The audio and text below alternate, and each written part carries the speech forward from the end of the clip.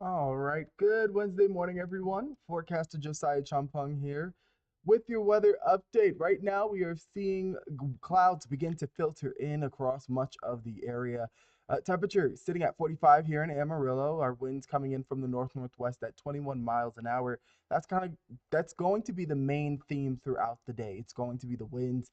Taking a look at our temperatures, it's 30 down in Tucumcari, the chillier spot out there, 34 in Hereford, 43 in Perryton, and 50 down in Childress. Our winds sustained anywhere between about 5 to 25 miles an hour, and those winds are just getting started. So the breeze is already kicking up, and it's only going to get worse. Taking a look at our radar, we do have this patch of moisture, at least aloft.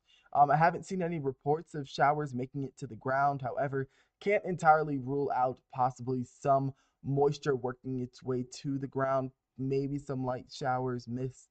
Most of this is probably Virga, not making it to the ground. In fact, taking a look at our Skycam and Follett, not seeing much even from earlier when most of that showery conditions were over the area.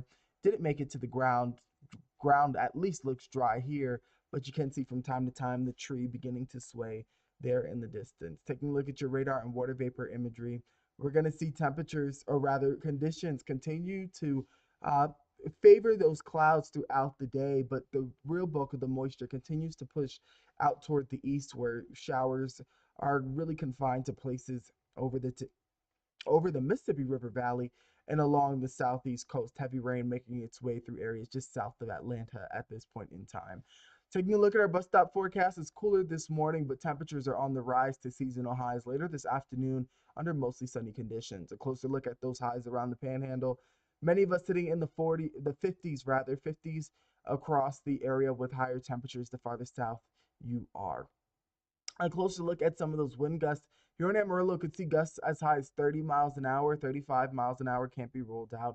But for areas farther south and east you are, that's where we could see some of those higher gusts. Looking at the model, you could see some of those gusts as high as 35, maybe even 40 miles an hour throughout this afternoon before they subside heading into dinner time, but overnight they will pick back up heading into the day tomorrow, as we could see the resurgence of some elevated fire conditions. Even for today, the southeast panhandle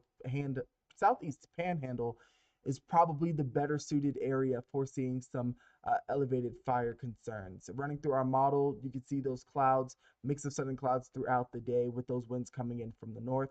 High pressure pushing through, that's what's going to help subside some of those winds before warming up tomorrow with highs pushing near 70 degrees in numerous locations, especially the farther south and east you are, before cooling down overnight into Thursday. Our next weather maker, it's going to be this next cold front that moves through, bringing below normal temperatures Friday into Saturday. A closer look at what that looks like in terms of those temperatures. We had our first one move through not too long ago. Now this is the second one, a stronger front that moves through, bringing a stronger shot of colder air. You can see a lot of that colder air pulling up along portions of the Great Lakes and the northern plains, where they could have temperatures dip below the zero mark. Sub-zero temperatures can't be ruled out for them, but for us, we could feel as cold as the teens, especially Saturday morning.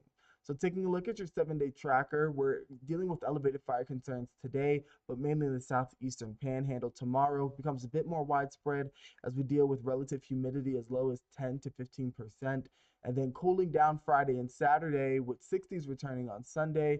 And for Martin Luther King Day, temperatures look seasonal, but a bit cooler. I hope you all take care. Have a great rest of your day.